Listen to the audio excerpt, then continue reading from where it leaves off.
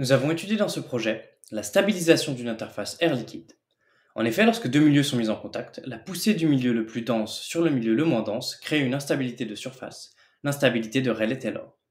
Cette stabilisation a déjà été réalisée avec de l'huile de silicone. Nous cherchons à reproduire et étudier ce phénomène avec des fluides moins visqueux. La question que l'on se pose donc dans ce PSE est de savoir si on peut faire léviter de l'eau. Autrement dit, est-ce qu'on peut réaliser une stabilisation dynamique d'une couche d'eau sur une couche d'air? Cette problématique met en jeu deux instabilités, celle de Rayleigh-Taylor et celle de Faraday. L'instabilité de Rayleigh-Taylor apparaît lorsqu'une couche de fluide plus dense est au-dessus d'une couche moins dense.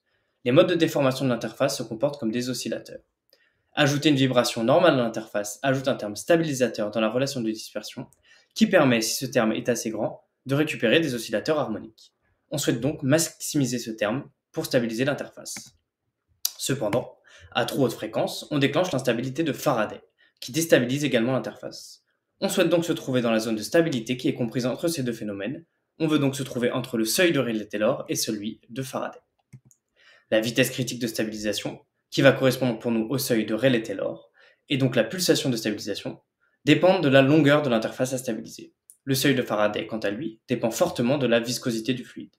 On cherche donc à fragmenter une interface grand L en plusieurs interfaces petit l pour espérer stabiliser une interface OR qui est une interface avec un fluide peu visqueux. Cela revient à abaisser le seuil de Rayleigh-Taylor.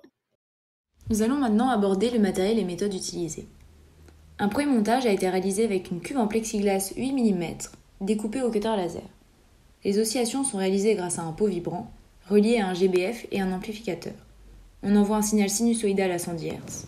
L'ensemble est maintenu par des Norcans et des vis de fixation permettent la rotation. Le premier montage réalisé était composé de trous et nécessitait de remplir la cuve à chaque expérience. On réalise un montage plus pratique avec un système de fentes qui permettent de garder le liquide à l'intérieur de la cuve. Les fentes dans la cuve permettent l'insertion de plaques fines en métal sur les côtés et permettent de faire varier la taille de l'interface. On réalise le protocole de la façon suivante. On remplit la cuve de liquide, on lance l'oscillation, puis on retourne la cuve et on crée l'interface en tirant rapidement sur les plaques en métal. Nous avons dans un premier temps appliqué notre dispositif et notre protocole à des interfaces OR.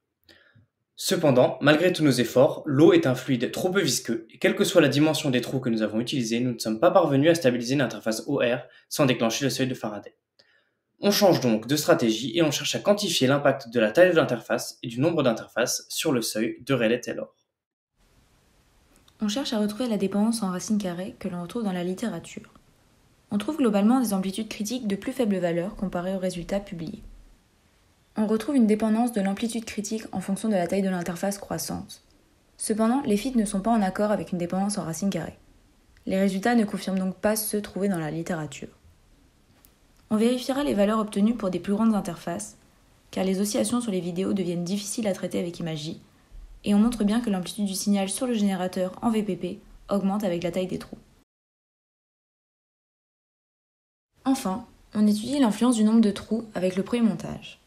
On bouche les trous un à un et on fait varier leur nombre de 1 à 6. On trouve des amplitudes globalement constantes, autour de 900 mV. On peut donc en conclure sur l'indépendance du nombre de trous composant l'interface sur l'amplitude critique. Nos résultats, bien que ne permettant pas de retrouver la dépendance en racine, semblent montrer que le nombre d'interfaces n'influe pas sur l'amplitude critique de stabilisation. L'amplitude critique de stabilisation, quant à elle, est bien une fonction croissante de la taille des interfaces. Il serait maintenant plus intéressant de tenter de reproduire ces résultats avec des fluides de viscosité décroissante en espérant aller jusqu'à l'eau.